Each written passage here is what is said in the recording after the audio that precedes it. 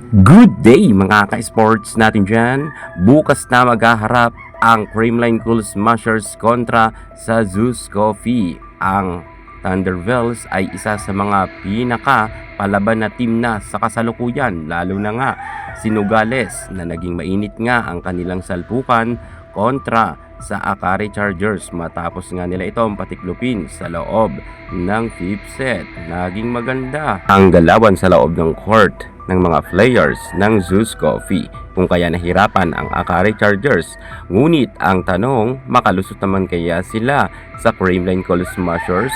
Matapos nga ang Creamline Cool Smashers ay pinatiklop naman nila ang Choco Mucho, ang Zeus Coffee naman ang kanilang makakabanggaan bukas 6:30 ng hapon sa Phil Oil Century.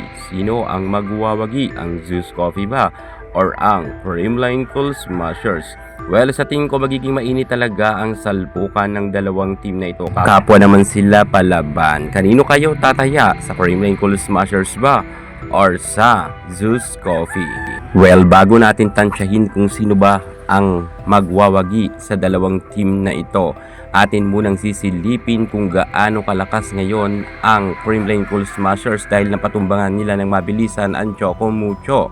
Ngayon ating kikilatisin at iisa-isahin ang mga players ng Creamline Cool Smashers. Sino ba ang mga umangat at sino ang pasok bilang top scorer, best setter, best receiver at marami pang iba. Alam nyo ba na hindi magpapahuli ang Creamline Cool Smashers?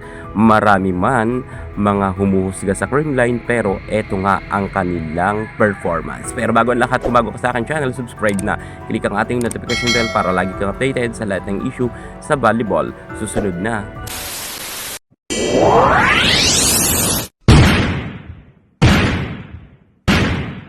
Maraming mga kritiko ang Creamline Cool Smashers. At dahil nga madalas sila ay nasa itaas na standing, pilit nga silang pinapabagsak ng kanilang mga bashers. Pero kahit maraming mga nagsasabi na mahina na ang Creamline at laos na, sisilipin natin ang CCS players kung gaano pa rin ba sila kagaling sa kasalukuyan. Well, pupuntahan nga natin ang top leaders bilang best receiver.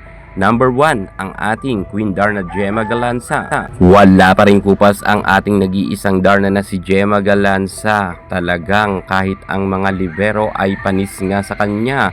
Well, noon pa naman talaga ay magaling na si Gemma rumisib ng bola. At kita naman natin na kahit nga mga libero ay hindi sa kanya umubra dahil nga sa rank number 1 ang ating Queen J. Masasabi ko lang na talagang karapat-dapat siya na ilagay lagi sa first 6 lineup.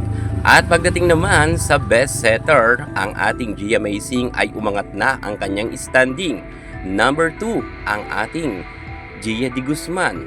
Well, aasahan naman talaga natin na mataas ang kanyang standing sapagkat si Gia ay isa sa mga pinakamagaling natin setter sa ating bansa. At nag-a-adjust pa lang yan si Gia. Alam natin na sa mga susunod na game mas aangat pa ang kanyang standing. Marami pa yan ibubuga si Gia De Guzman.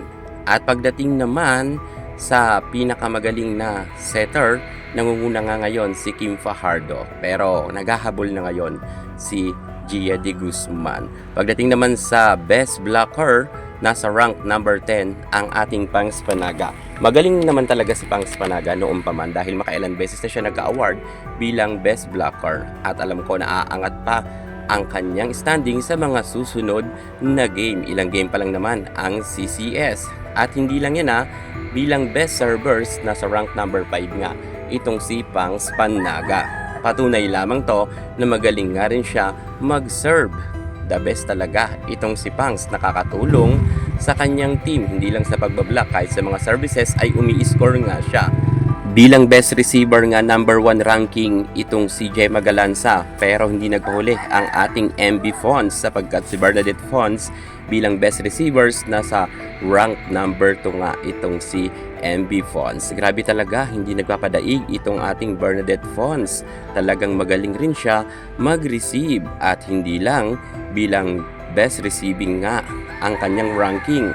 kahit sa Best Digger ay nasa rank number 8 itong si MB Fonz. Grabe talaga itong si MB Fonz. Best Digger yan ha, talagang kabugera rin. Best receivers na Best Digger pa. At alam nyo ba na hindi lang yan ang kanyang ranking at Best Servers pa nga siya. Nasa rank number 3 naman siya bilang Best Server. Iba talaga ang ating MB Fonz. Mala MB Fonz talaga ang kanyang angking kagalingan. Karapat dapat talaga siyang tawaging MB Fonz at hindi na tayo magugulat kung maging MVP na naman siya ngayon conference. So yan na nga yung mga umangat na players ng Formline. Asahan nyo marami pang aariba ng mga players sa susunod na game. Thank you so much. God bless.